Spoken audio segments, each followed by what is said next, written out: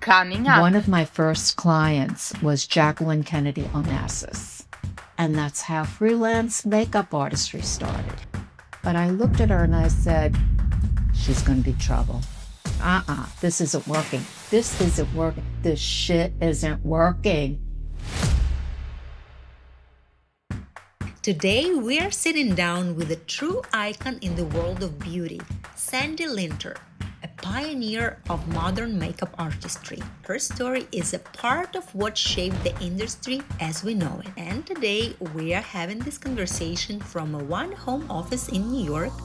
So settle in and let's get into it. They walked the walk. Now nothing is off limits. Fashion shines on the outside. But behind every image is a story. And behind every story, a person. The ambition, the struggle, and the truth. With your hosts, Vlada Roslakova and Ines Cernokrak. Welcome to the Fashion Host Podcast.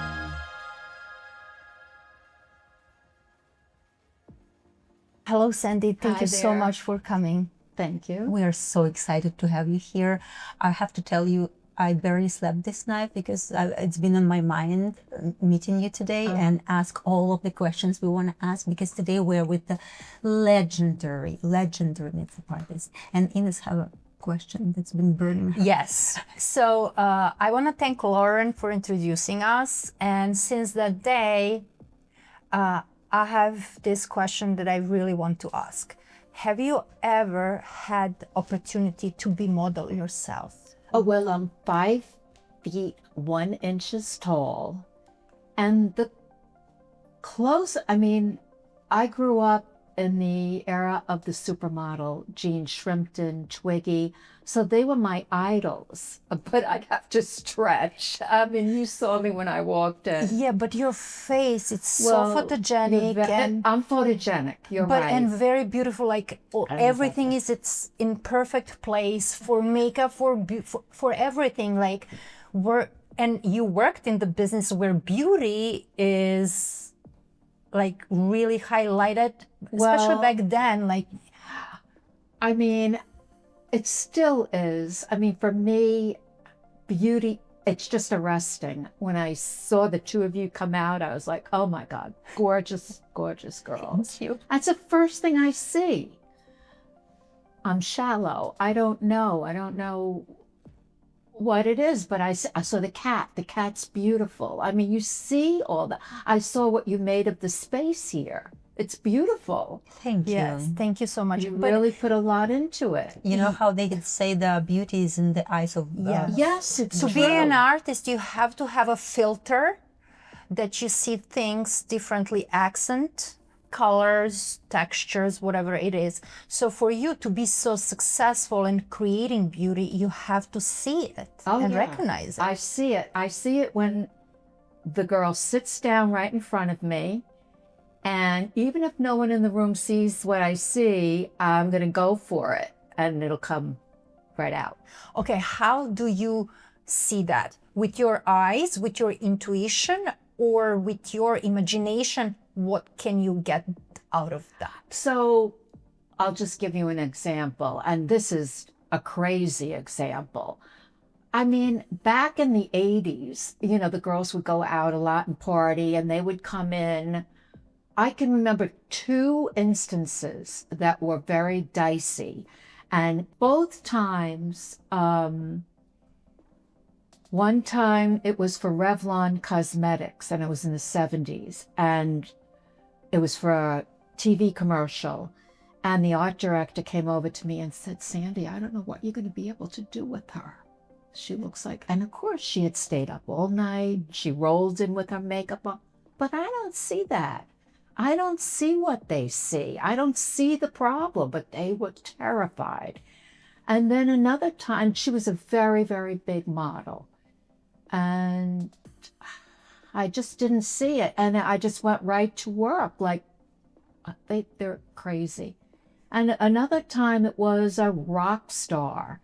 And she's one of the most beautiful women I've ever seen. But again, it was for a magazine. It was for the cover of a magazine. And the photographer said, Sandy, she looks really rough.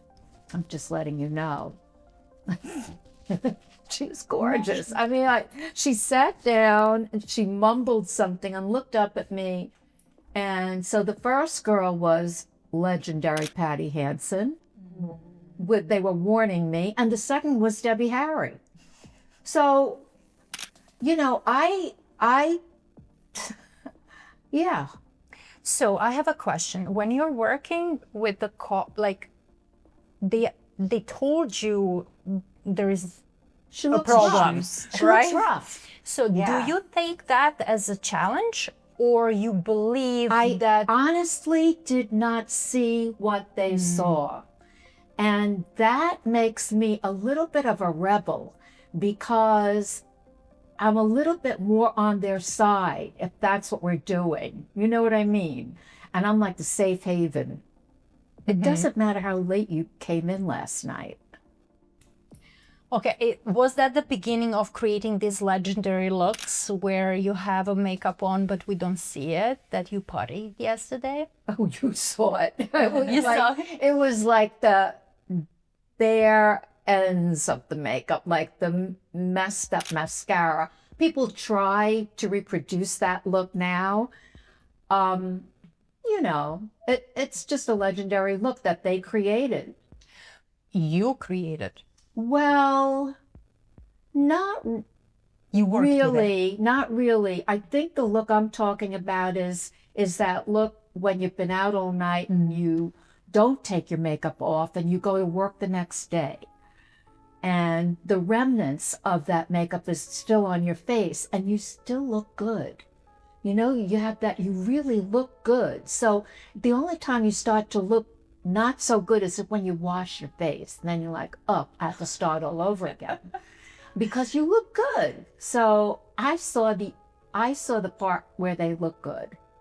So do you think what we've been taught nowadays, that you have to always take your makeup off? It's not before true. It's not true, right? So it's been overrated. Debunking, it's overrated. It's not that it's not true. It it's has okay to with be you. true. Yeah.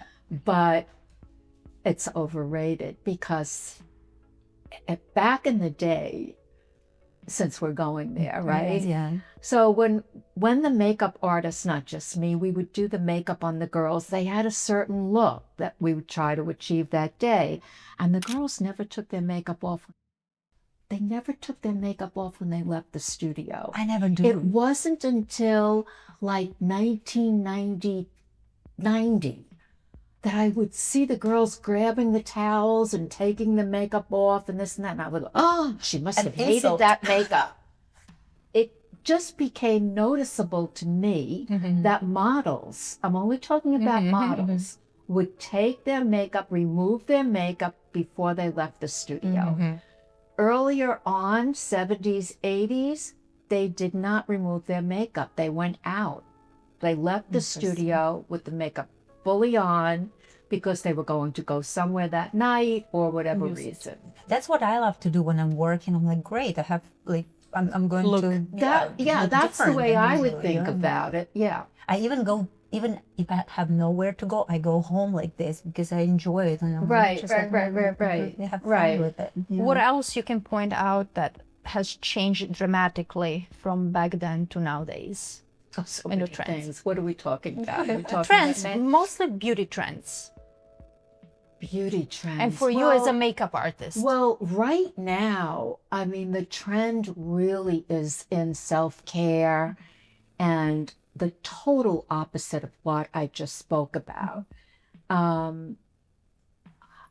The red light for pores and wrinkling and everything. I have to get more involved in that. But LED. LED.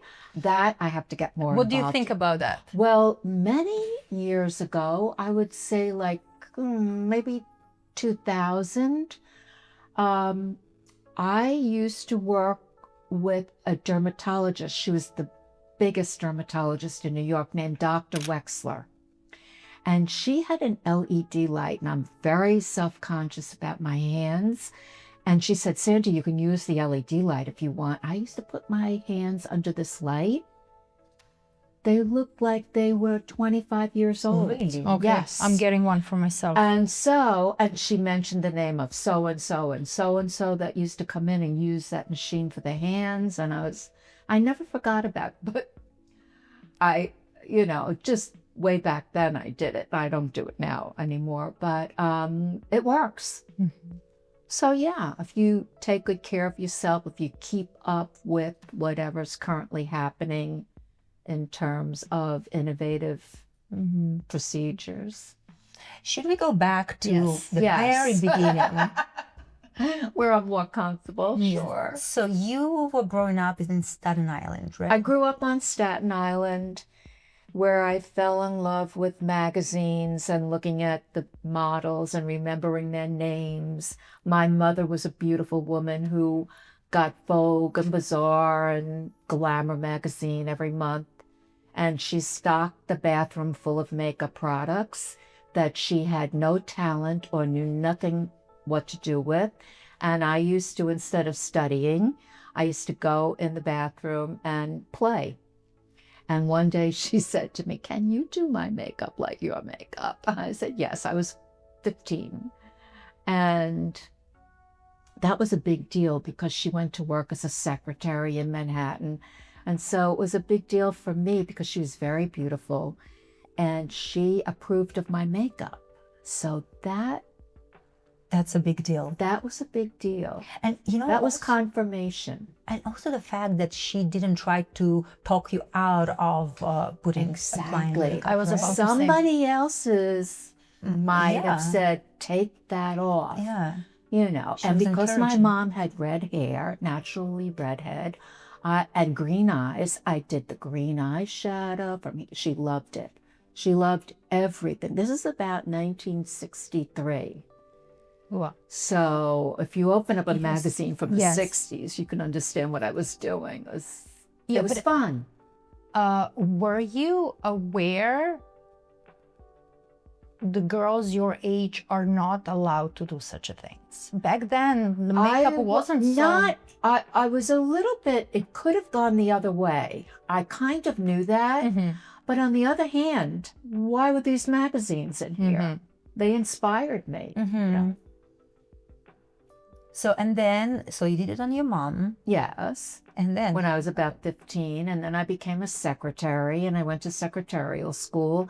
And that's what girls who didn't want to go to college did. And I didn't want to get married. I didn't want to go to college.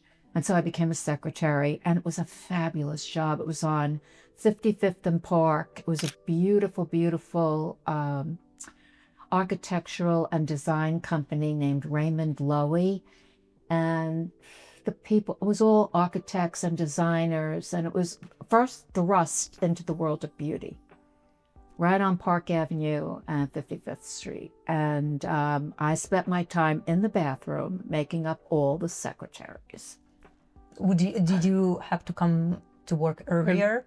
No, Or that during- lunch break. Lunch break. Lunch break. Will you touch me up for this evening, or will you? And I loved it. I loved every minute. And all the products that I bought were whatever I could afford in a drugstore products. Mhm.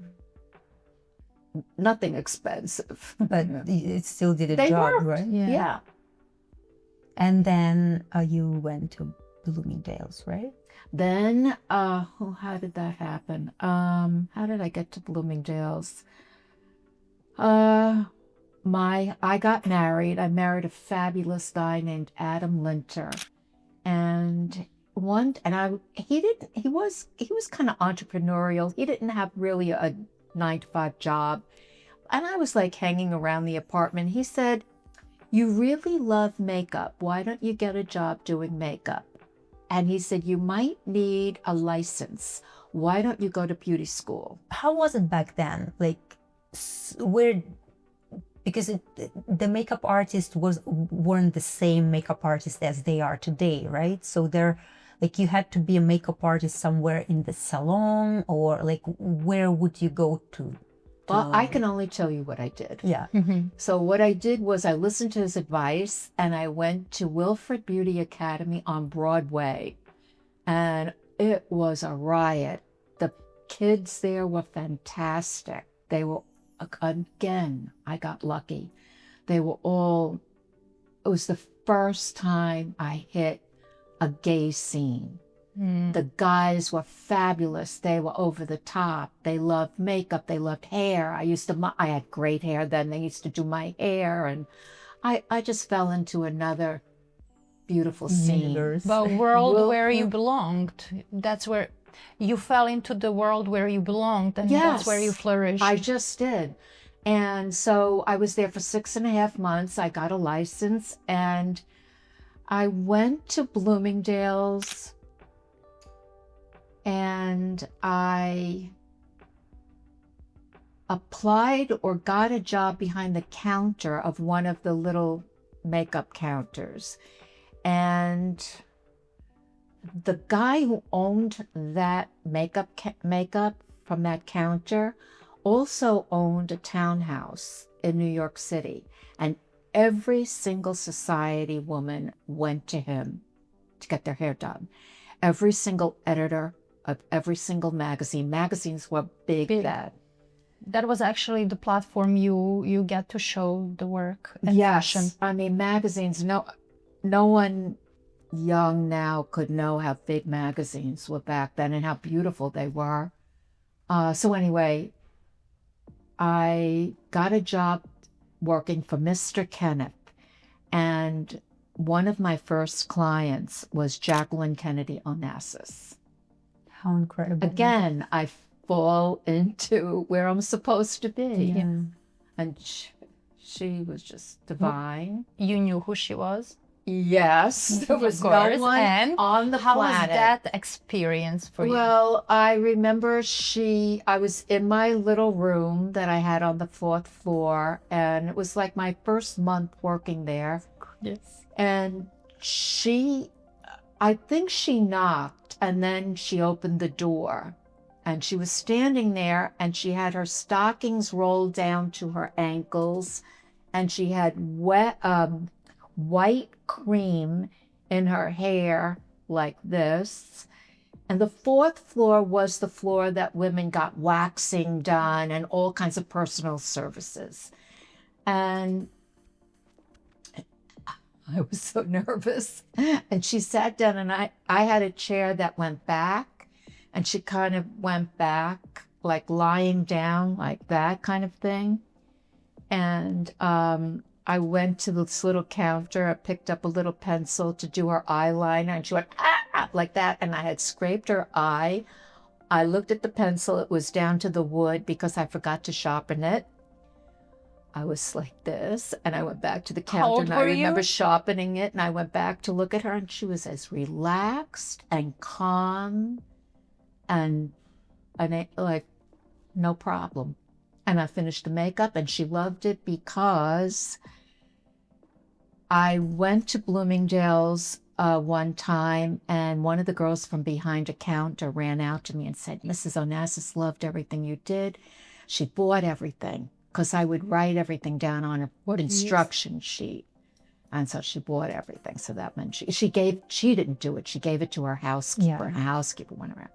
But I had so much fun because I made up these women that I would Who else never was have. there on that reclining chair? Everyone in New York City in 1973, 74, 73, 72, 72, 73.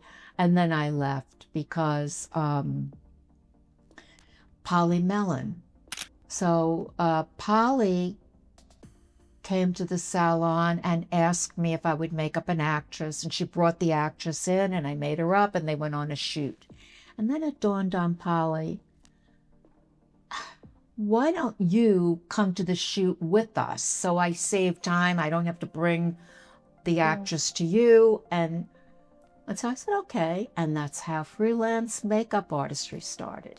So before that, that's what they used to do. They would bring models, actresses to the salon, to the makeup artist. Or the model actress knew how to do their own makeup. Or the hairdresser was adept at doing both, which happened often because most hairdressers knew how to do a little bit of makeup, and then the girl would know how to do a little bit more. Or the photographer knew how to do makeup. And It wasn't a job. Makeup not wasn't really. back then. No, it wasn't a really job. was not a job. It was not a career. So there must have been something in you that they saw and they were like, okay, only her can make this kind of makeup, right? That's probably the case. No, I was the only one there. I mean, I was available. Do you think it's also a factor of your personality that they wanted to have around them? I think that they, in some point of deciding, yeah, Sandy will be good for this one or Sandy will be good for that one, they understood what I liked, that I liked, and that my look would evolve, of course, from those very, very first shoots, but I liked beauty and I liked feminine, and so they knew that, here's what they knew. They knew that whoever I was going to make up was going to like it. And that was going to make their day easy. And so I was there to make the editor's day easy. That's it. So that means you were that good that So they can please all the client. If I please of course, make the her happy. word that Yes. got around very quickly that I did Mrs. Onassis. Yeah. So I'm sure Polly was thinking, if she likes her makeup, if she can handle her, if she can handle this one, she can handle this. Yeah. And so I'm sure that's what they had to be thinking.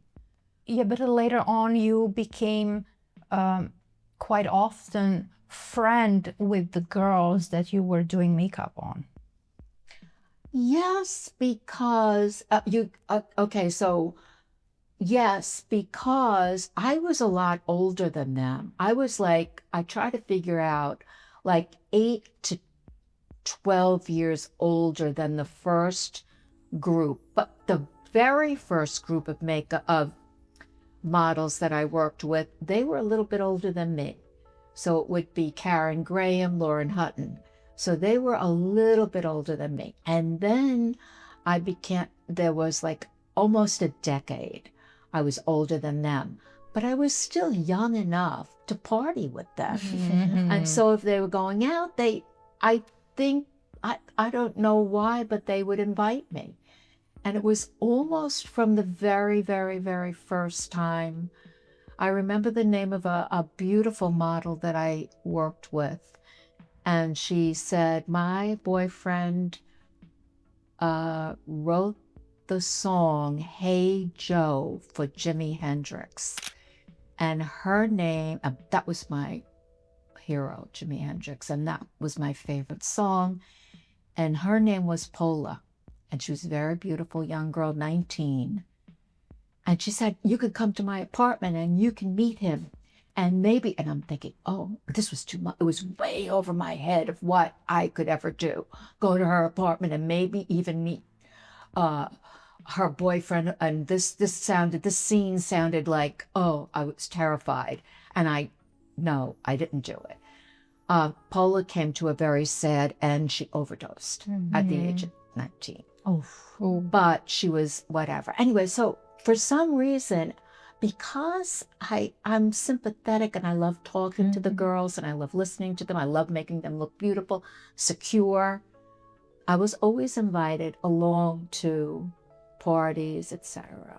Yeah, also because makeup artist is the person who models spend the most time with on set, right? A long time with. Yeah. Not the most, but a long time. So, so I did start to go out with Patti. She introduced me. So the girls were so great. She introduced me to Keith.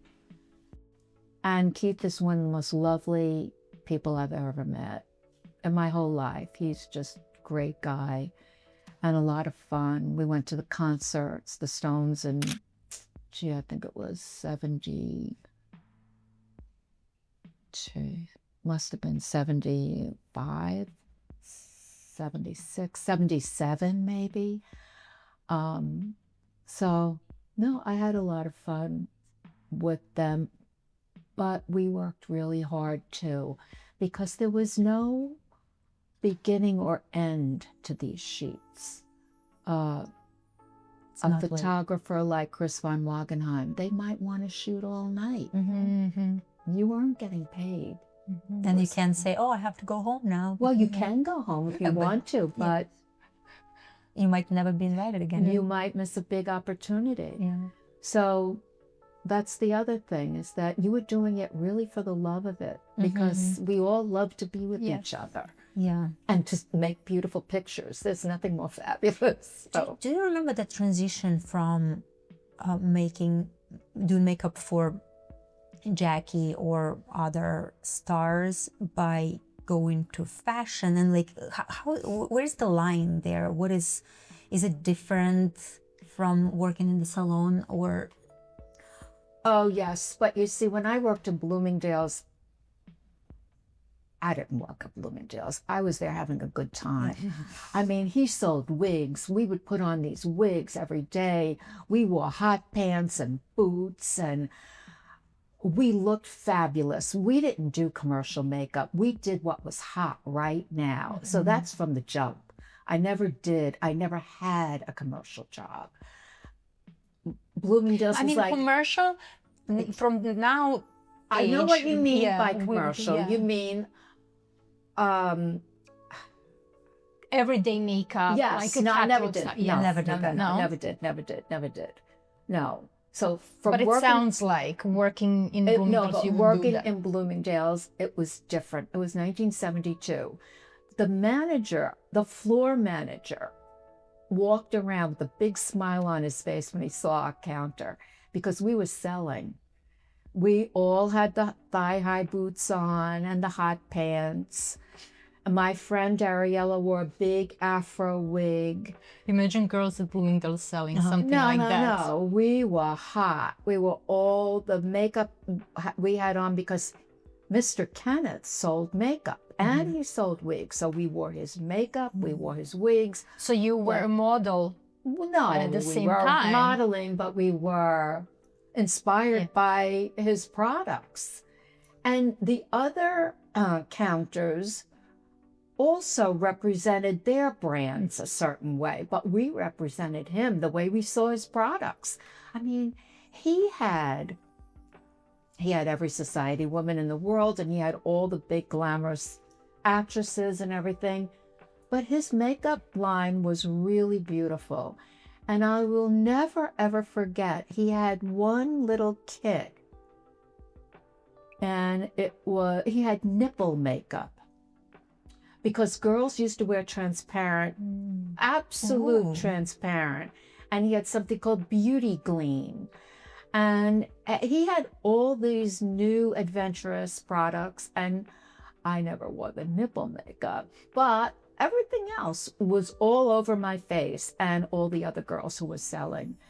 We were inspired by him. He was inspired by him. It made the sales go up, because we didn't have to be. Another new brand on the floor that year was Clinique. And that was different. The girls came in white labs coats, and they were fabulous. They had their little booklets and they would write down. That was Clinique, but we were the other side of, And then in front of us was Estee Lauder. And Estee Lauder was like MAC. Of course, Back then, Estee Lauder was the MAC. They used to give me the testers when they were finished with them. And so it was not commercial, not for me. I mean, they sold a lot of products, but I never thought I was being commercial. I wasn't commercialized, ever. When were you done with them? When you just purely moved to... Quickly. I would say I was there for a year and a half or something like that. But it was such an important year and a half, because it gave me... I told Mr. Kenneth, I want to work in your salon when you have an opening. And he had an opening. I would have never met him if I wasn't in Bloomingdale's. So it's who you meet on the way. And I also read somewhere that you've never had a business card. You didn't have to do any I didn't know how to network. I would be embarrassed to say, oh, I didn't know what I was So doing. your work spoke for yourself, basically. In the beginning, it was easy because my name was in all the magazines. So that was really easy, and it showed where you could find me and everything. And then... What do you mean by it said? It didn't really. It would just say, they would say Sandra Linter. And then it would say maybe the Kenneth Salon, or I worked for my boyfriend for a while, Xavier Salon. But after a while, when I no longer did salon work at all, it just said Sandra Linter. But by then, they would know what agency to get me through. It's just, I'm thinking about it and I'm like... It was small. It was a very small industry. But it's just like, for now, if, for example, I see some name, I can easily Google it and find out where I can find the person, right? We didn't have anything. Maybe Yellow Pages? No, you just had to know the right person, like who can I don't connect know. you. And then as the years went on, it got really, really competitive, and I was like out cold. When was that? Say that again. When was that? When it became so competitive? Really competitive, I would say around 84. What happened there? 85, 86. Why? How? Everyone wanted to be a makeup artist. So there were like, and all new brands started to happen. And there was MAC and everything. And it needed to be upgraded and it needed all that. But because I had no skills, I was left out in the cold. And I really didn't What do you mean you had no skills? Networking skills. So, and I really didn't even understand that that's how I was losing bookings. That's how lame I was about it. So that's just my story. That's just the way it goes. And I would leave, which was a big mistake. Not just me, but we would leave all the networking up to the agents. And the agents would say, because they were taking a commission, so we thought they were showing our portfolio. All our work was in a portfolio. All tear sheets in a portfolio. So we would be thinking, oh, they're sending our portfolios around. They did not. Well, Obviously you really not if can't you leave lose that up to an agent. You really have to do that yourself. But I didn't know that then. Yeah, because it was totally new, right? It was a whole new even the ball agency. game. So the new artists that were coming in, they knew. How to do that? It's I'm about going how... to do it myself. I'm not going to let an agent who doesn't even know me represent me. Yeah, it's like what's happening now with influencers, right? They know what they're doing. Oh, yeah. No. They're so good at what they do. So we have to learn from them somehow. Of course, if you want to elevate, if you want to bury yourself. Yes. Yeah. Well, I got buried. So I got buried When? Around, I would say around 85, 86, those middle years.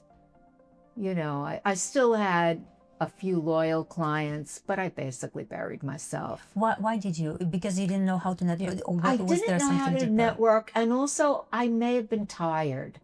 You know, I may have just been tired. I went through a lot. As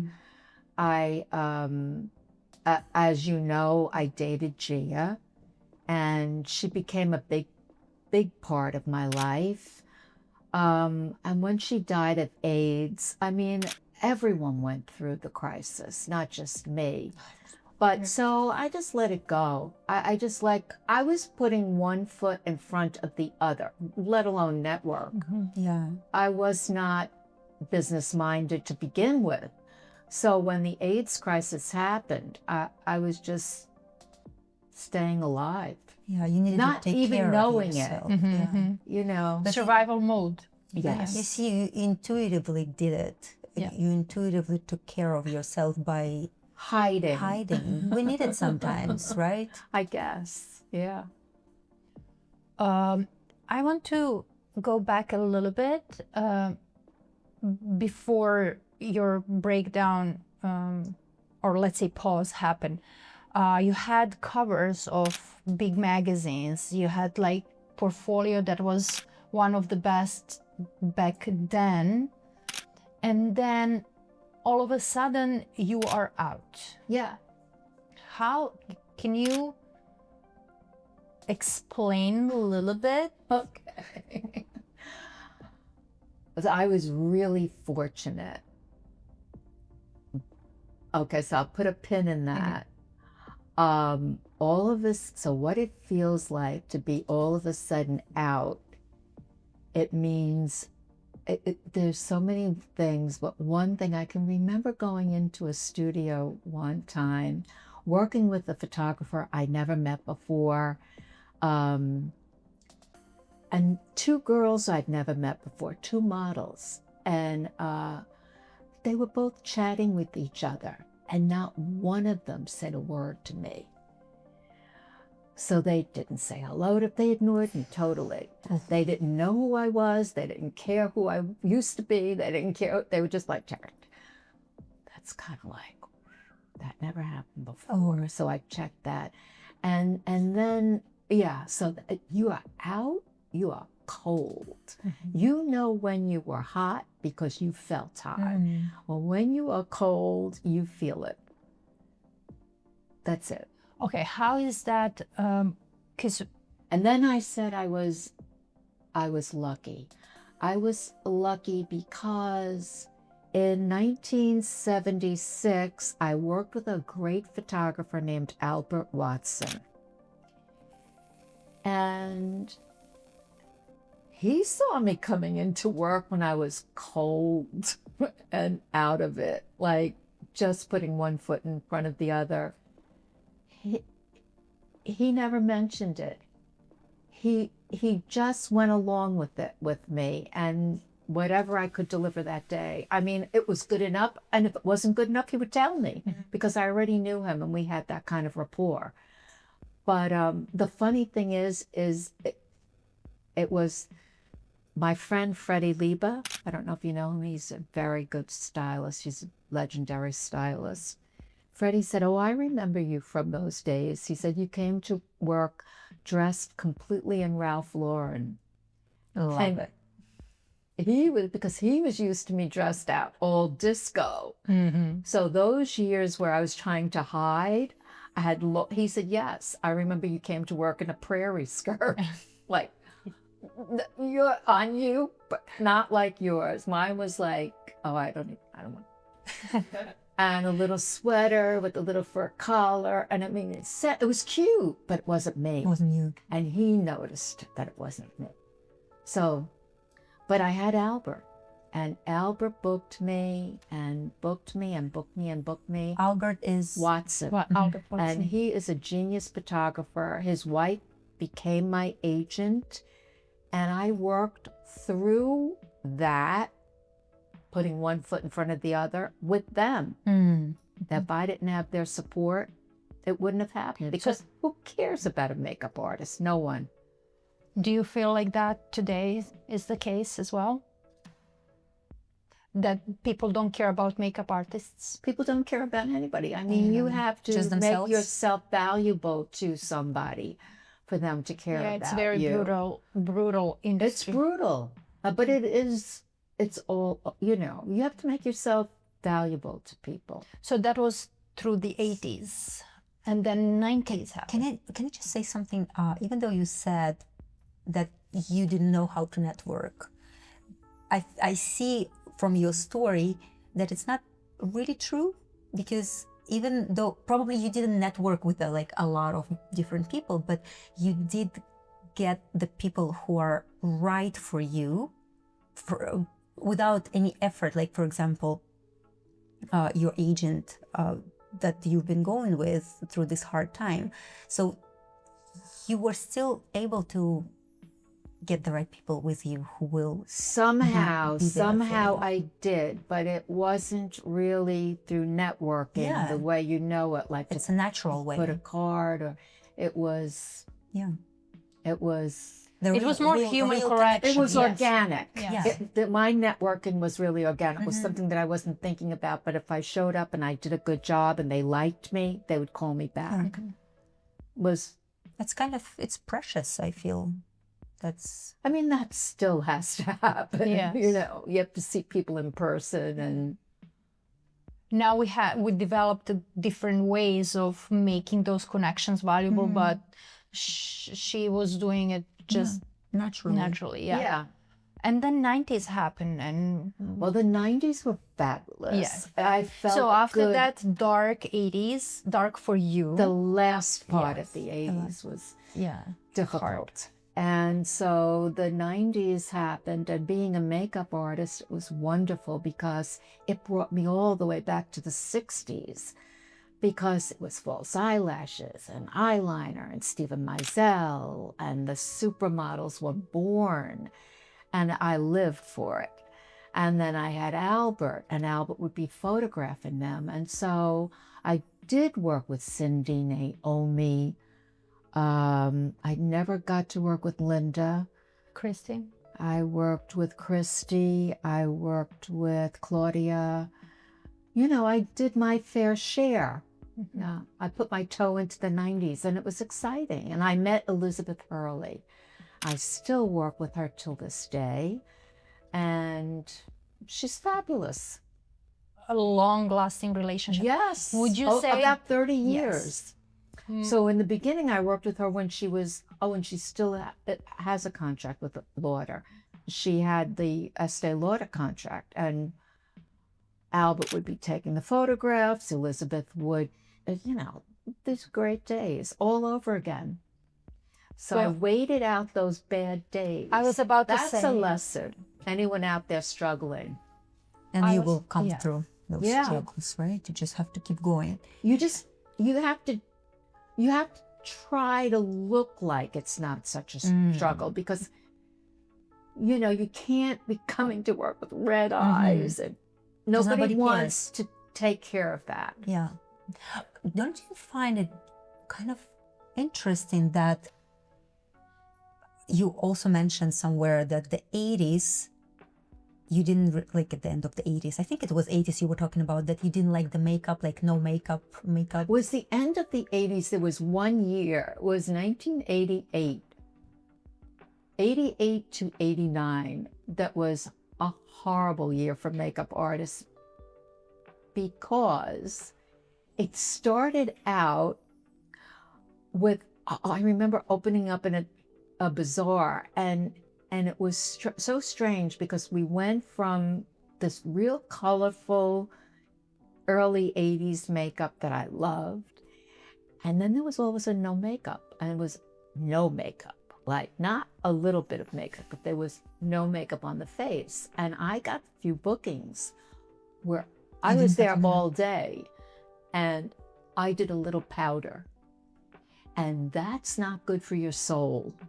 I have to tell you, as a makeup artist, it hurts. It hurts, right? It hurts. After a while, you're sitting there and you're just, everything, and everything looks good. I can't say it all looked good, because I was working with a genius photographer, Albert Watson.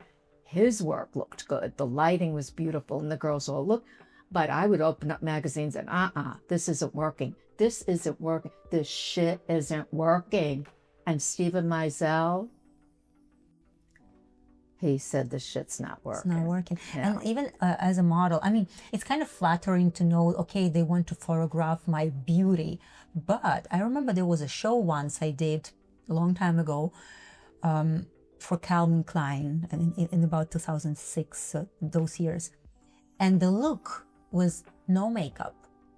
Literally, not even like no makeup, like they literally put a mask on us, like to make our skin look great. But it was the end of the fashion week, and I've done like 30 shows already, and I'm like tired. I can't look at myself. No concealer. No concealer, nothing. But thanks to Pat McGrath, she was like, Tusha Club here. You see, she did but say you see, that's the point where the makeup artist has to be on your side. They have to. Yeah. Even if they, anyway. No, because there is a place for it, but it was all across the board. And It was like no place for makeup. It was like weird. And it was, as you like, it was at the same moment when in your personal life you didn't feel that great. So it was both not a good makeup in the fashion industry, and in you, like there's nothing to cling on to. Yes, I So was it's still flushed. trying to recover. I was still in a kind of recovery phase. And so So thank to Steven Meisel that Stephen Meisel, he just turned on the light bulb. I was like, wow. I started to see like Isabella Rossellini and, you know, just great work. And how was that for you mentally? Like we touched a little bit about here mental. It was great because then I would be looking at Kevin Aucoin and Francois Nars, and I would be looking at, it was their turn. I could sit back, relax, okay, and copy it. Or give my interpretation of what they were doing.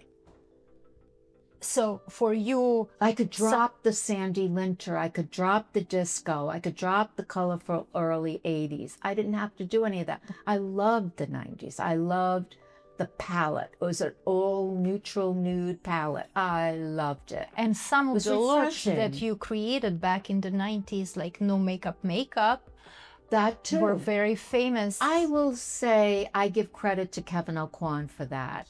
And he actually did a palette for Revlon, the no makeup, the nudes. I don't know what he called it, but it was beautiful makeup.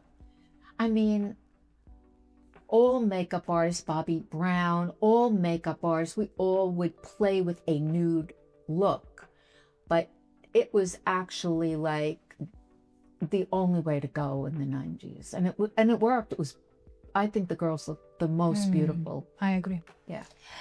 Sandy, you also said a little bit earlier that the makeup itself was transitioning and it needed the change. What was it like in the from the beginning of your career with what you saw has to be changed? Like I didn't see anything that needed to be like- changed. I was having a great time, but the industry was this big. It needed to grow. It needed to be huge. I mean, it needed to have MAC and all the other, you know, big brands that are out now. But I didn't know that. Do you think now the industry is a little bit over? Yes, because now it needs someone to come in and edit it out. Don't you Right. think? I'm feeling I lost agree. when I go because to the it's like store. I don't even know what to. I'm at a loss when if you say, "Look, what's happening right now?" Well, Too much happening right Yeah, now. I mean, too much and isn't good because Isn't you're good. overwhelmed, and It's like when you go to a restaurant and they give you this huge menu. I don't know what I want to me eat. either. I get cross-eyed. I glazed. I go glazed, and there's no direction. There's no real. But you know, I think if you really have a strong sense of style, like both of you do, Thank you. you find your way. You know, but if you don't, you get lost in your life. I don't know what to do. Talking about products, even though we do get lost, do you have some your personal favorites that you can probably recommend to our viewers? Oh, the viewers. Yeah. Okay. Well, Armani for foundation. You can't go Your wrong. skin look incredible. Thank you. That's what you're using right today? No. Well, I don't care. I love the Armani foundation, but I was given a bottle of Hermes foundation. Am I wearing that today? Oh, I saw the reel you posted about it. Yeah, right. I That was the given one. a bottle of Hermes, but I think I'm wearing Armani today. I did try the Hermes, but it's matte. And that's not something that I grab. So I definitely, for you girls today, I grabbed the Armani. So I'm wearing Armani foundation today, and I can recommend it. What else you can recommend for like older skin? Oh, because now I have a feeling there is a lot of influencers, and in general it's trend for younger girls, for younger generations. Like they don't need the makeup, they have beauty and youth. They're gorgeous anyway. Yes. Well, those are the girls that look great in makeup. Yes. Gorgeous anyway, you just pile it on and don't care. Yeah. But it's more critical the older you get. Yes. To pick exactly the right. So if you're confused, I will say the Armani foundation, you just go there, have someone help you with your color if that's what you need. But it's absolutely fabulous. What other products? Because it's not that like when you're younger you have problem with drier skin or combination skin, but when you are older the It's skin the wrinkles. and sometimes makeup actually Makes it worse. emphasize Makeup the, does. yes. There's no way you can put makeup on a wrinkle and think, oh, it's going to be better. It won't be better. But I suffer from darkness plus bags plus wrinkles plus puffiness. So what I do is like this. I put it on as perfectly as I can, and I choose the right products. In this case, it is Armani and the Armani concealer. And I put it on in the right spots and everything, and I blend it as beautifully as I can. And It is what it is. and I give myself a spray. A spray afterwards. And I've been using the Odell Beauty, a white geranium mist. And it's been working. After I put the makeup on, I was told to also spray my face before. And then put the moisturizer on. I haven't tried that yet. To make it as moist as possible, Because I was right? told that moisturizer clings to a damp face, which I never knew. It locks the moisture in. I did not know that. Live So and after learn. 50 years of doing makeup, you're still learning. Absolutely. And that's what keeps your interest going. You just can always keep learning. Look at Bobbi Brown. She started a whole entirely new venture. Yes, inventing yourself and your skills. And don't you think that's the difference between working with intuition and feelings and working technical? You need to work both. Both. You need to be technically good, and you need feeling. In which segment technical is necessary? Technically, you actually have to choose the right textures, and then you have to put them on technically correct, the right brushes, the right blending tools, the right amounts. You know, it's pretty technical. Take notes. Yeah. But it's not as hard as I'm making it sound. Everyone knows Is that. that true that your agent at some point told you that not a lot of makeup artists want to work with women over 40, and you grabbed on it? It was 30. Over 30? 30. This is I'll try to give you the year. So this is the early 90s. Wow. And there was an editor from Ladies' Home Journal, and she wanted to work with me. And I was like, Ladies' Home Journal? And I was a little bit like that. And I had a tough agent at that point. There were a few, but this one was pretty tough. And she said, listen, if you don't take the job, she said, I'll try to find someone else who will, because I can't find anyone who will work on anyone over 30. Oh my God. And she was mad, and she was right. She could not. Nobody wanted to go near. Oh, wow. Wow. Is that because it's more It was difficult. And you need First to- of all, you had to please them. They were more difficult to please. You know, there were a lot of things involved with what she said, and why makeup artists was, no, we want to work with the young, pretty girls. Interesting. So basically, And 30 was, in 1992, yeah, 30 was considered retired. older. I don't retired, but older. See how we change with age? Yes. You know, Thinking about age? I also I know for myself, when I was 19, I would go to the club and I put all these dark eyes, Glitter and I and- felt so great. Right. When I turned 30, and I do this, the same dark eyes as I used to, I know how to do it. Right. I looked at myself in the mirror, I'm like, Raccoon. not only raccoon, they're cute. I looked like way older than I was. I was You like, what can make happened? yourself look older when you, I know it's tricky. Right? But It's it's like I used this exact the same trick as I did in 19. In the 30, Yeah. it didn't work. Yeah. So I was like, okay, I have to Yeah, invent but the something thing else. is, when you were 19 and you add You yourself wanted to 5 look years, older. yes, and you Yeah. add yourself 5 years, you're still 25, and it's still youth. Yes. Right? Yes. And When you- also at 19, you wanted to look a little older. That was the look. I mean, I don't know. So then it's the trick when a woman, It's tricky. you have to know You what have- exactly to do not to make her. Yes. Yes. Because you know they want to look vibrant, sexy, hot, alluring, fashionable, Yeah. chic, blah blah blah, and you don't know what to lay off of, what to put. You know, it's a It's experience, actually. yes. What's going to work? What's not going to work? I tell you one shoot I had with Nicole Kidman. It was for Italian Bazaar, and it was with Albert Watson. And she came in, her hair was all wild and curly and everything, and she came in alone. She had just done a film called Dead Calm. So this was the late 80s, early 90s. And she came in alone. She was fabulous. She sat down. I did her makeup. She had her hair blown out, really pretty. And one of the editors from Italian Bazaar came in and he said, "What? I want her to look crazy. I want her to look wild. I want her to..." Well, the shoot didn't work.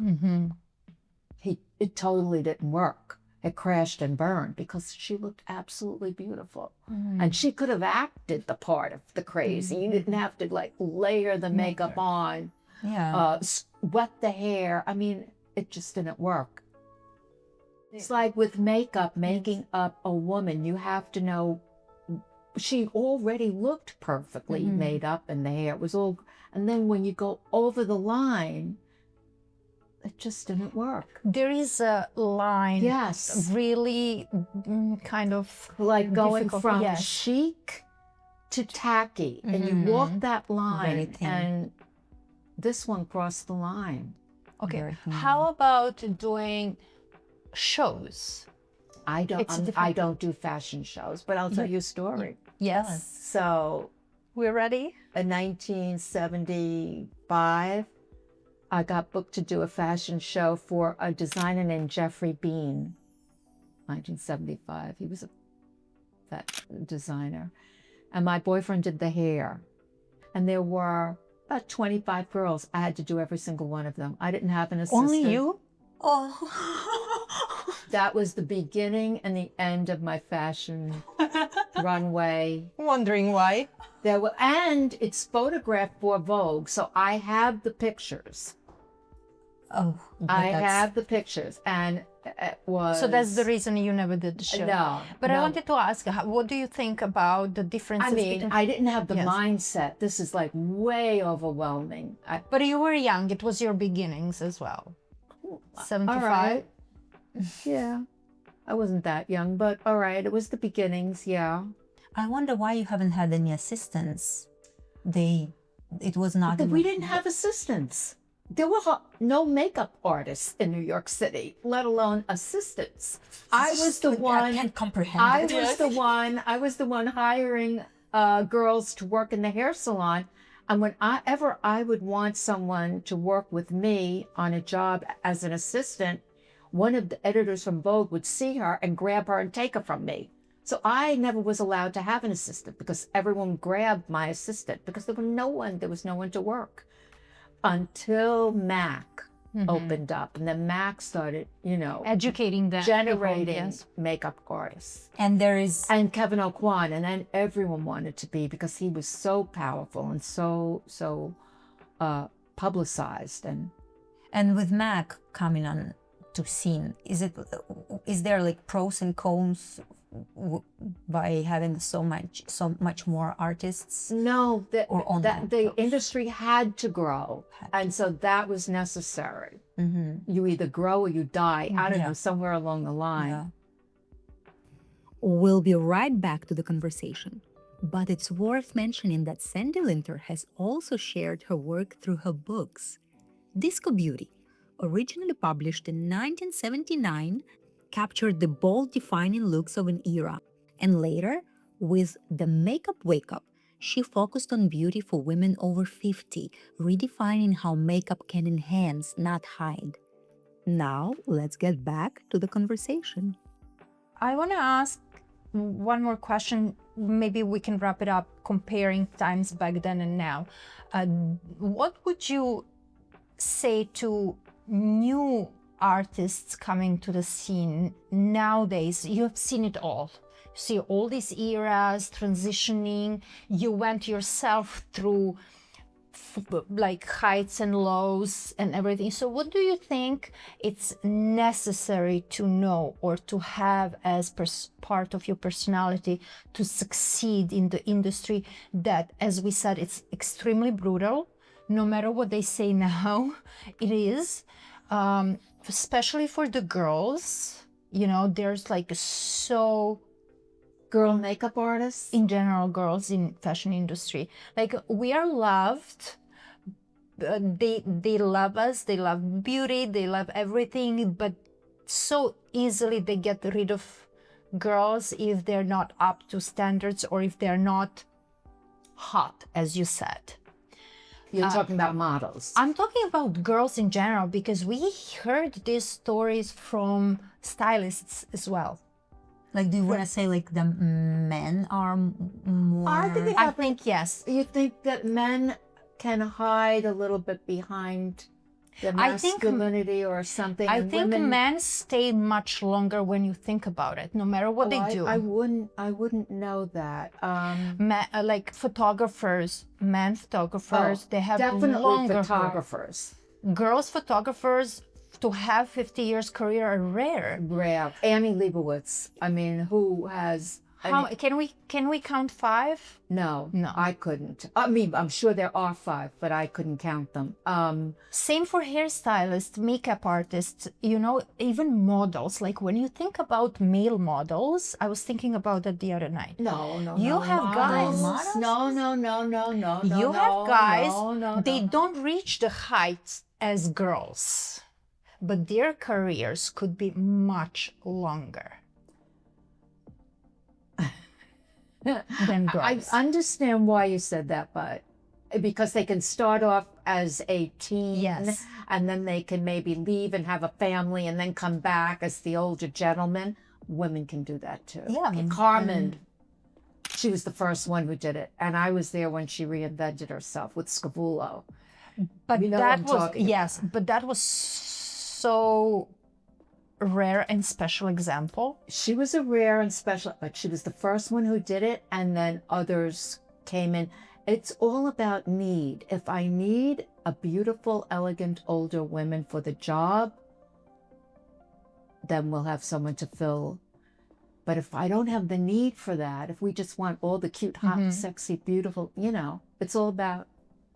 And I feel like nowadays there's more need for older women. I do too, for see some nowadays, reason. way yes. more. I do too. And so I don't know what the what it looks like out there for older models. I mean, I still think it's pretty hard. It is pretty hard, and to reinvent yourself from being hot and like super busy in your teen age and like early 20s, and then reinvent yourself as 40 years old, let's say 40. It's really hard. Yeah, I'm sure it is. I mean, Carmen did it. I don't know why she decided to do it, but I watched her do it. I watched her do it. I had a booking with her with Scavullo, and it was an older woman, and I was booked with her, and she had brown hair. And Francesco was an old friend of hers. He knew her when she was hot. Mm-hmm. And so took these pictures of her, and then I didn't see her again until she went gray. So that's how she reinvented herself. She let the platinum gray grow in and then got in front of the camera. And that was when she was in. So you have to reinvent yourself. You can't just appear and have everyone look at you again the way they did when you were young. You have to turn them on. And same as makeup artists. Yes, you have to constantly turn people on. Does it mean like Can't just show up. Does it mean like it's helpful to probably run away? I mean, not run away, just step out for some time, give them room to breathe. I mean, if you can afford to do that, it's hard to afford to be able to do that. And also, you said you don't know why she came back, like why she reinvented. I don't. Don't you think it's some sort of a drug for us? Like No, we cannot live I without think it was a money issue. money. I think maybe a divorce or something like that. And Francesco was an old friend. He was there to help her. But boy, when she came back the second time I did her with the platinum gray hair, she killed it.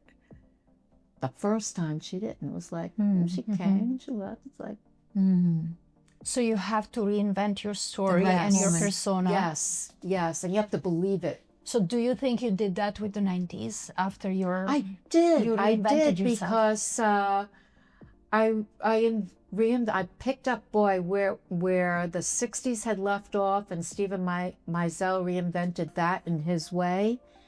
And I just looked at it and I said, I know what to do here. I can do this. I love it.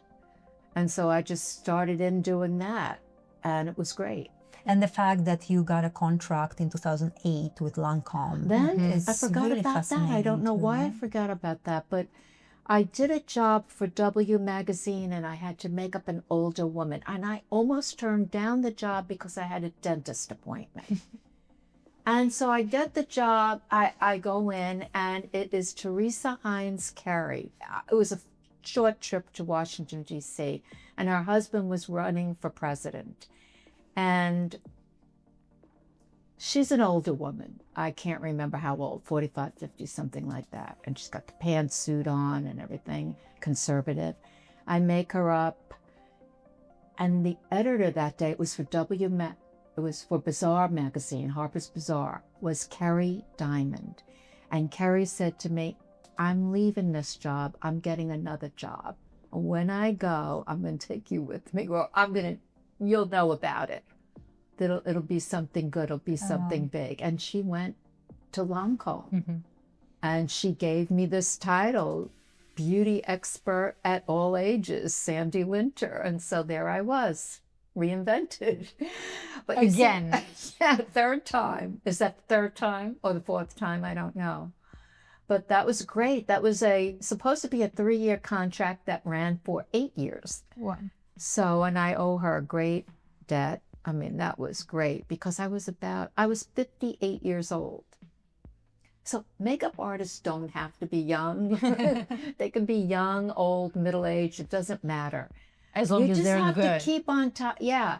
So the thing with Teresa Heinz Carey is that she's a very, very Heinz ketchup. You ever hear of it? Well, that's who this lady was. It is a very wealthy woman, a little bit on, but kind of fun, a little bit on the conservative side. But she was tired. It was a long day for her. And I kind of knew to be quick. And I knew exactly what to do and get out.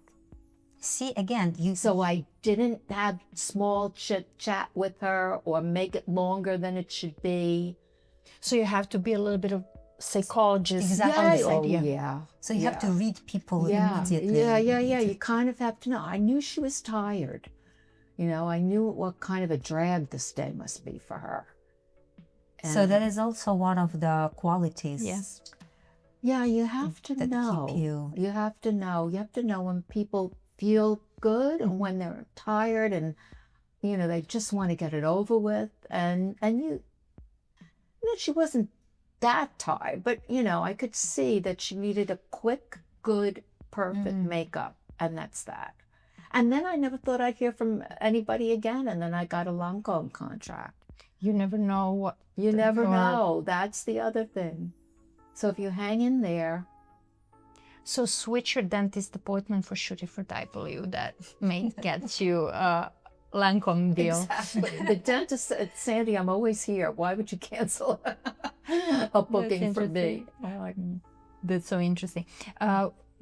Is there a product that's I hear New it York too. funny sound? yeah. Is there a product that you always have on you, no matter how old you are or how old is a model or whoever is sitting on the chair in front of you? That I always have on me, Yes. that I bring to work Yes. with me? And you use it, or you use it all the time? Well, it has to be a moisturizer. Mm-hmm. Is there any particular brand, style? Not really. I mean, you know, we go for what works, what delivers. I mean, I go for texture. So if I'm doing a shoot, if I'm doing a photo shoot, now I've been gifted by La Mer their moisturizer. And so I know it will work beautifully on anyone's skin in any light. Mm-hmm. So that's why I will bring it with me. There are, of course, 100 million others. I happen to have that with me. So that's why I will bring that with me. And since we're talking about tricks and products, is there any trick that You have to bring stuff with you that you trust. Every time I bring, so I had this fabulous shooting for a museum, and it was all about a gold look. And so I got all the gold makeup that is in New York City, and I brought all this gold, and it's all new stuff, new textures, new this, new that. No, I should have never done that. And I know better. I should have just brought the stuff I know. Stay in my realm. I mean, you have to bring the stuff that you know is going to work, that you know, that you trust. and you can play with it? If you're a kid and you want to do that kind of a job, fine, take whatever you want. But this was on another level.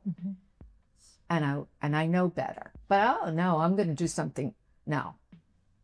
You That's a have to very trust the important, product. actually, Trust. advice. You have to trust the product. That's important. And I would advice. tell that to anyone starting out now. Make sure you put it on your own skin. Put it on, you try it out. You know, make sure, don't believe what you read.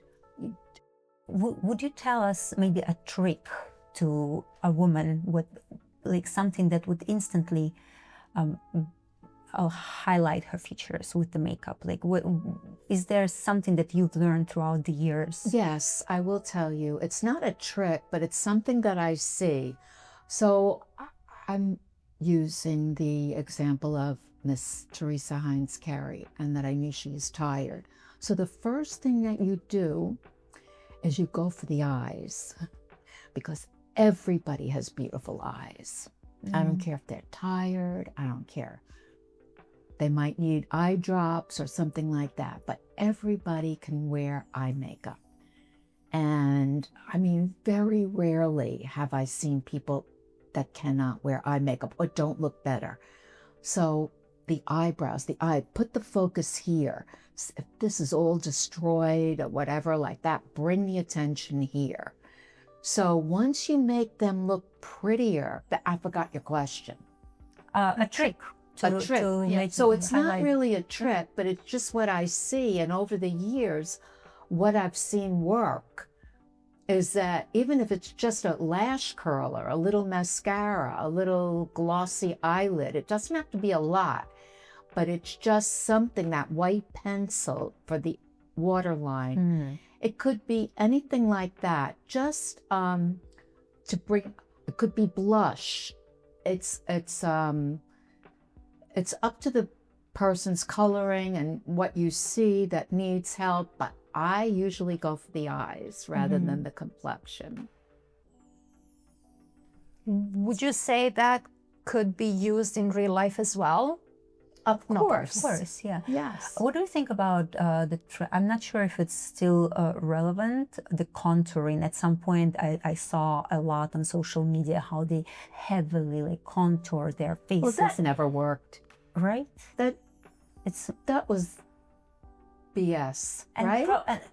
I mean, I mean, who- I never even walks around tried. like that. Like never no one even can tried. walk around. Have you ever yeah. seen anyone in real life looking like I that? did, yeah. Yeah, so did I. For a TV. But when you go- I saw them like in the restaurants, and Oh, I no, see no, like, no. oh, there's a Yeah, lot of yeah, yeah, makeup yeah. done. They spend Yeah, a no, lot that of never time. looks good. That can't work. So makeup shouldn't look like you spend tons of time on it. Well, there was a moment in time, like 1978, 79, where I had my hand in that little bronzer blush thing that went like this, and it wrapped around the face, and it went like that. And everyone wore it. And it was a look. Mhm. But it wasn't like we were trying not to look like we were wearing makeup. It was a look. A look. Yeah. You just have to. It's like be- false yeah, eyelashes. Well, Yeah. you know they're fake. Yeah. We're not. Well, you can kind of make it look like Yes, it's you not fake. can. Yes, you can. But you know what I mean. There's certain makeups that they come around trendy Trendy. makeup. That you know it's makeup. It's a look, but if it's fashionable trendy, it's okay. Yeah, But because that contour thing, even though Kim Kardashian, it tried to be fashionable, trendy, it was never really fashionable. Yeah. Because I don't remember any big model. Did you ever see it on Giselle, or did you ever see it on? No. You saw it on the Kardashians. Yeah. Yeah, you saw it on the social media. Social media. Yeah, And talking about social Not media, really. we see that you are really active there. And Now I I've love learned how to watching it. network. By the way, guys, you can really learn a lot Oh. from Sandy there. Like you're given a lot of secrets there and the products you sharing. So how did you decide to go there? Because now when we look at your profile, it's like a history book. You mean my social media, Yeah. like the Instagram? Yeah. So I remember someone said, "Oh, you should do Instagram." It was another makeup artist, and he said, you just take a picture and you put it on Instagram. And I thought, I did a bridal shoot that day, and at the end of the shoot, I had both of the brides take a picture with me, and I thought, oh, I'm gonna like this a lot. This is right up my alley. I knew it from day one because I don't know what the bridal shoot was for, but I got my first 2 photographs on Instagram. I had 10 likes on both. I didn't know what a like was, but I had 10. And the girls were beautiful, and I'm standing with them. So that worked for me, because it gave me my identity, or who you are. my work. And then how did you decide to go to the past and share about the past So to then educate people? I have a closet full of something called tear sheets. When you work for a magazine, you would tear out the papers, the sheets, and I put them in these little albums. And so I have like a whole closet full of tear sheets. And I thought, well, I'll take pictures of them and put them on Instagram. And you also write stories about those, because those images. I actually remember the day. It's incredible. So I have got, which I never knew I had, my entire life I never knew I had, a good memory. It's almost like a photogenic memory. I don't know if that's the right word. I can see the day exactly. I remember what I wore that day. I'll remember what the model had on. Incredible. I'll remember how Mr. Irving Penn looked when he walked into the room. I know the model I was with. I know what she was wearing, and I know what he said to her when we walked into the room. Incredible. On some things, and then some things blank. Yeah. But Yeah. that I just got that whole visual because I talked about a model before named Paula, and the shoot I did with her was with Mr. Penn, and I remember what he said to her when she walked into the room. Yeah. And I also read like the way you described how you met Gia as well. that and you almost described it in details, like how I met her? yeah, that first day when she walked into the shoot and she put her legs on the table and you were watching her from. I had my glasses. I had sunglasses, punk sunglasses, on the makeup counter, makeup desk, and she throws her feet on the desk. She had sneakers on. And she threw her feet on the desk and she picked up the glasses and she put them on and she just looked at me like this with the glasses on it. She was intimidating and she was punk. Totally And different. she was intimidating. So, and I had 2 other girls that I was doing. And it was for Italian Bazaar. Excuse me, let's have a sip of water. And 2 other girls I was doing, but I looked at her and I said, she's going to be trouble. Needless to ask, was she? My first words out of my mouth. And then it was almost like she tested me. I said, she had this spotty stuff on her face, like a drying lotion on her face, all over the place. And I said to her, I have to take this off. You know, does she think I'm going to leave that crap on her face? It looked like she was trying to cover something on her face with foundation and it just didn't work. And I said, I'm taking this off. And she said, well, I said, why do you have it on? She said, my agent told me to come makeup ready because there were a lot of girls here. And that was her. That was her idea of makeup ready. So right away, I was in trouble. But then I did her makeup. And after I finished her makeup, she was the last girl.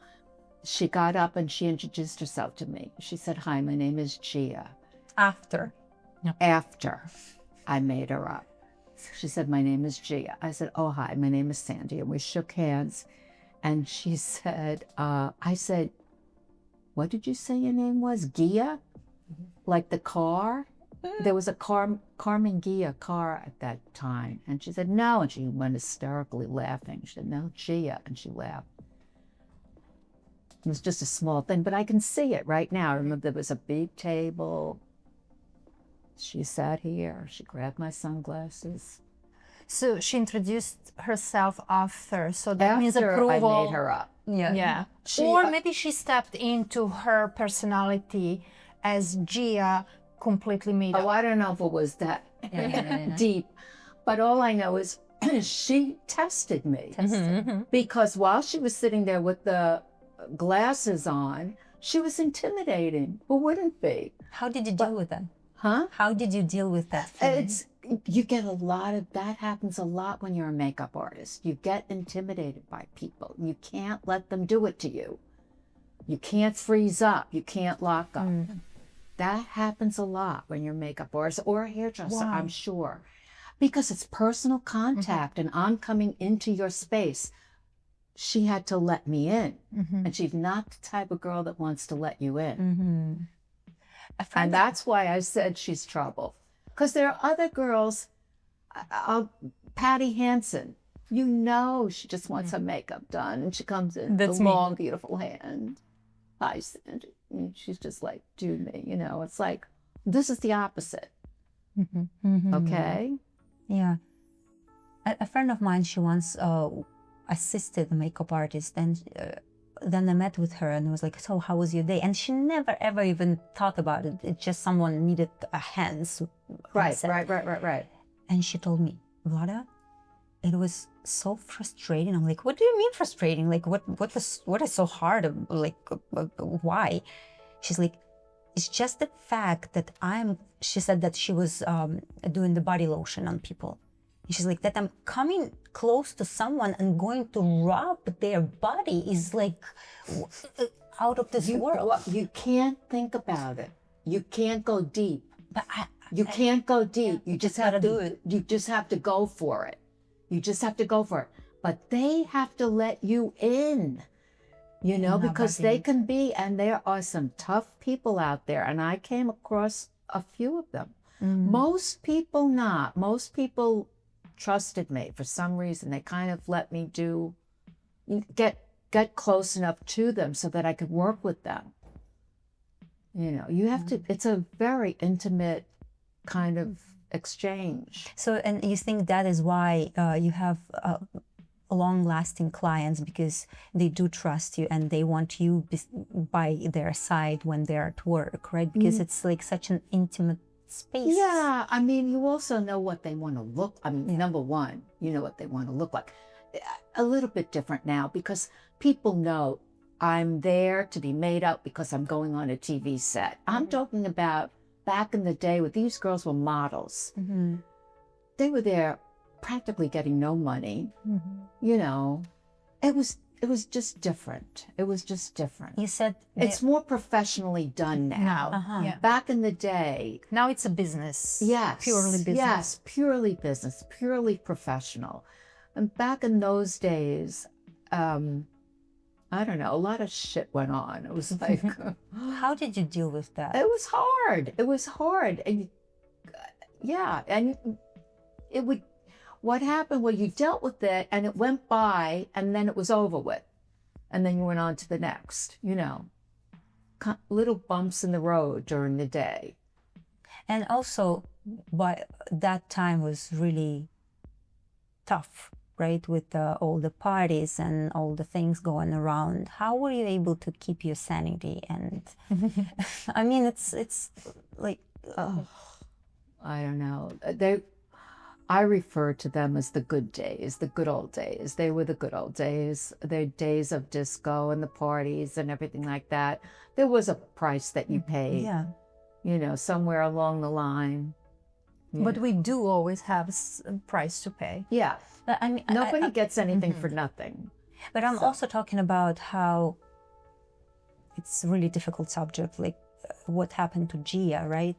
When you were near her, and did you see that moment when, like, what happened? Like, what? Well, is it the way of fame, or because there must be some struggle on the road why people are turning to, Why they slid yeah, into drugs.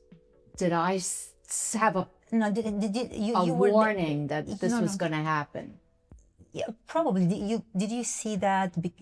I mean, I think she wants to ask, when you spend time with someone, like, you can sense or feel or even what is troubling them, because sometimes Yeah, but what happened with her is that I didn't work that often with Gia. I worked with her a few times. I did a few covers with her, but I didn't work that often with her.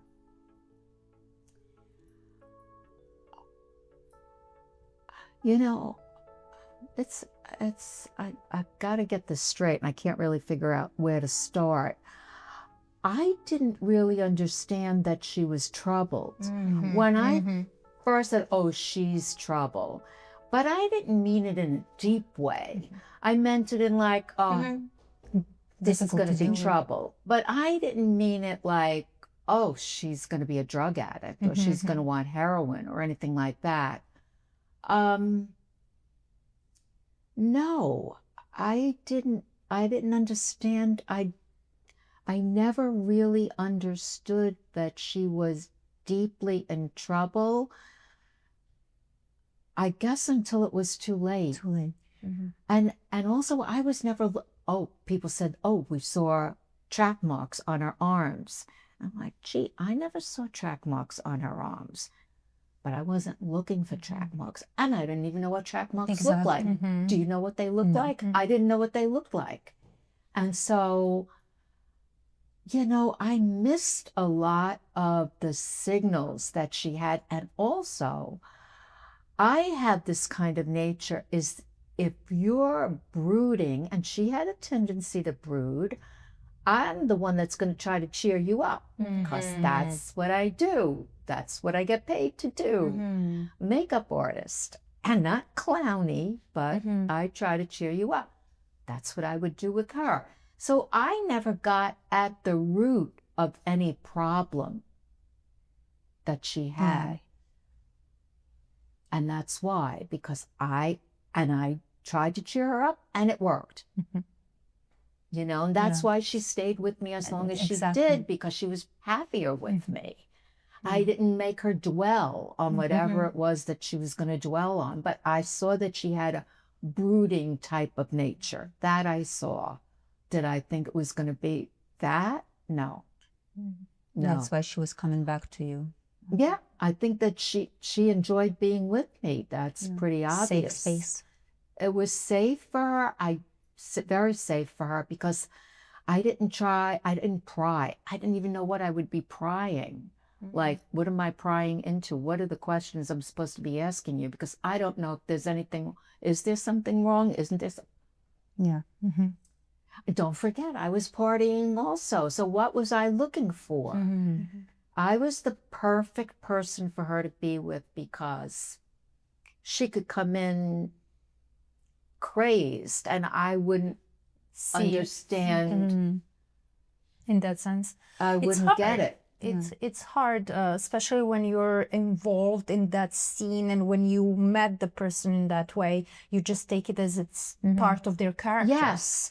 And many, many years later, when the book came out about her life, Thing of Beauty, I read references where she was bipolar, and it freaked me out, because I never thought there was a name given to whatever was wrong with her, but I remember being very upset about that. I didn't want to believe it. Yeah. I mean, and don't you feel like I feel different about that now than I did then, because I understand now that you can have medication for it, but I had no idea what it even meant. Yeah. And again, we will never know exactly what was going on. Right now, we can talk. We could talk Right. in circles. Yes. And unless she were here, and Exactly. a lot of times I really miss her a lot, because so many questions. I can wish, see that. but she wasn't going to tell you Yeah, anyway. I was about to say, even if she There was here, no would we? way. She wasn't. A lot of people. Why didn't you? I wish I would have listened more. Yes. I wish I would have listened more instead of trying to cheer her up. I wish I would have just sat down and listened, but That's a good. Well, This now we happened know like better that. from this time It didn't happen. distance. Yeah. More likely we wouldn't hear the answers. maybe, Yeah. maybe. Because they don't know, or they just want to run away from the answers. They don't want to talk about They want to it. talk. But back then, when she was super popular, she wasn't the only one. The stories like this were everywhere. When you look music scene, you know, even acting, it was. But you know, when I think about it, more with men Yes. Yeah. Well, than women. yes. I mean, she really became unusual because she was the first well-known woman to die of AIDS. The first well-known. well, Not the yeah, first public, woman, yes. but the first well-known. Public, yes. Well, her family didn't want the world to know about it. That's why everybody always blames the fashion industry. Why was no one at her funeral? I didn't know she died. I didn't know she was in rehab. I didn't know she had AIDS. I didn't know she died. So all of that I got hit with in one phone call from a friend who just heard from her stepfather. Her stepfather called up this friend. This is way after the funeral. And he just went through the phone book, her little phone book that she had, and called up my friend Harry King, who's a hairdresser, and she used to work with him. And Harry called me up. He said, Jean died of pneumonia. So they didn't call it AIDS. No one called it AIDS. Very few people called it AIDS. Wade Bandy, when he died, he said, I want people to say it's AIDS. And in the New York Times, they wrote AIDS.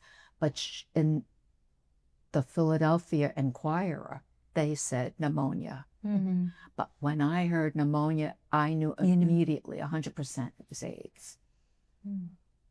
Very sad story. Very sad. Oh, very, very sad. And should not have happened to anyone. No. Not to anyone. But we don't know. Yeah. It's really hard. Let's cheer this up a little bit. Cheer us Yes. up for an ending. Yes. Vlada has this question that now I'm taking as mine. What would you say? As long Now as we it's can mine. answer. What would you say to 15 years old Sandy who is doing My mother's makeup. Yeah, what would you tell her now? Is she happy now? Is she proud? What would you tell her? Oh, I would tell her it's going to be a long road. Stay healthy. Stay healthy. Yeah. And what do you think she is thinking now, looking at you now? The Who? 15-year-old. 15-year-old. Yes. She must have been proud. Yeah, she's probably happy. I did it. She's probably happy that I did what I love to do. You know, and I did. Thank you for allowing her to live throughout all your career and doing what she loves. I mean, Yeah. it's truly special. Like, You do have to love to do what you do. because so many people, they just do something because they have I to. couldn't imagine going to work every day 9 to like 5. that. I couldn't imagine doing that. And do you, because when we speak to people, so many of our guests wouldn't call their job, their profession, a job. So many times they would say, oh, if I had a real job. I'm like, wait a second, is your job not real? Like and same for us. Like when, Like you're inventing this job that you're doing right now. and even modeling. I remember when We're I started, reinventing ourselves. Yes. when I was working as a model, yes, I was tired at the end of the day. Yes, I was dead after fashion weeks, but I couldn't say I'm working. Yes, I did, but it was a pleasure for me, Uh-huh. Well, that's great. right? Yeah, that's how I felt too. I really do. I honestly mean that. It was really 50 years of never really thinking that it was a job. Isn't it a gift? I think it is. And I think that's actually the secret formula. Yeah, I met great people. I think that's a secret I had formula. fun. Mm-hmm. What are you most proud of through all these 50 years of your career? I just think that number. The number, The number itself. It's a big number. It's a big huge number. It's achievement. huge. Yeah. Especially after ups and downs. Oh, it's yes. like really. Oh, yes. And I can't understand, like when I was telling this, it's like, why didn't you just quit and do something else? The thought didn't even enter my mind. To Like, quit why because didn't you I love just them. quit? Why would you? Why? But no, but because, no, because like I told you in the Thank 80s, God you didn't have that. No, I turned cold. Like I Yes. was cold. Like why didn't I just? A lot of people did. Yes. Like people who started out with me didn't continue. They just left. I don't know what they did or where they went. Because there was a lot of other things waiting for you along that path. I don't know. I just never even entered my mind. I Thank wasn't God. looking Thank for God. something else. Uh-huh. I was liking what I was. Yeah. Yeah, but it was just a moment in time that Oh, you were it was longer tired. than a moment. Well, in 50 years, Yeah, it was looks moments like of a time moment. that you were tired and overwhelmed. Yes, But you were not unhappy with what you do. exactly. So it was just a bump on the road. Right. That, Right.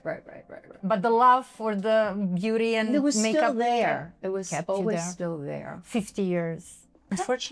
Unfortunately, it's about time for us to wrap up. I'm looking at the Yes. time right now. And do you want to play a game? Sure. So let's play the game. Okay. Coffee before makeup or makeup before coffee? Oh, coffee before makeup. Book or movie? Movie. Early morning shoots or night shoots? Early morning shoots. Beach or mountains? Beach. Mountains. Beach is hard for Mountains. Mountains. Silence or music while working? Music. Vintage glam or modern minimal? Oh, vintage glam. Yes. Celebrity or real life client? Oh, celebrity. A window seat or aisle? Window. 5-minute makeup or 1 hour glam?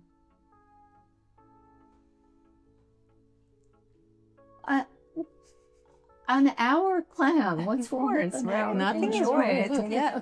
Sweet or salty? Sweet.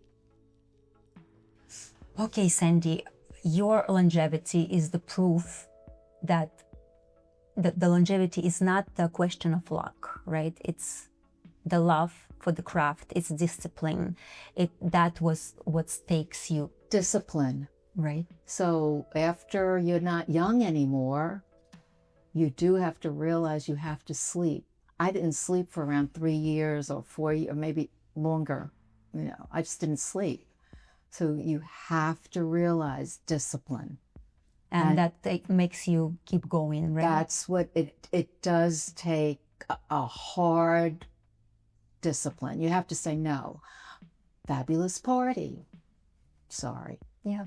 Yeah. It's look, most of the jobs that you get start at 6 a.m., 5 a.m., 4 a.m. because the people are all on TV. They have to be on these news shows and everything. So you can't do it. You can't do it. It took me a long time to figure that out. Yeah. And you witnessed the generations of change, and you still here, you remain timeless. It's incredible. Thank you so much for being here with us today. Thank you. Yeah, we could talk to you, with you, listen to you, learn from you for a long, long, long time, but we have to wrap it up. It's fun. Yes, It's been unfortunately. very enjoyable. Thank you. We want to thank you for all the stories you shared with us today, all the advices. For me personally, I have to thank you because I will learn more about the makeup, and keep inspiring us, and not just us, but all these people on social media that discovered. I love the Instagram thing. Yes, So we can see that you are enjoying being there and sharing your stories, and we hope you are going to give us even more lessons and more stories. To everyone, not to only everyone, makeup yes. lovers, but for people who just want to love what they're doing. And Fashion in general, this is like a time traveling in fashion with you in many, many ways, not just trends, not just makeup, not just beauty, but everything.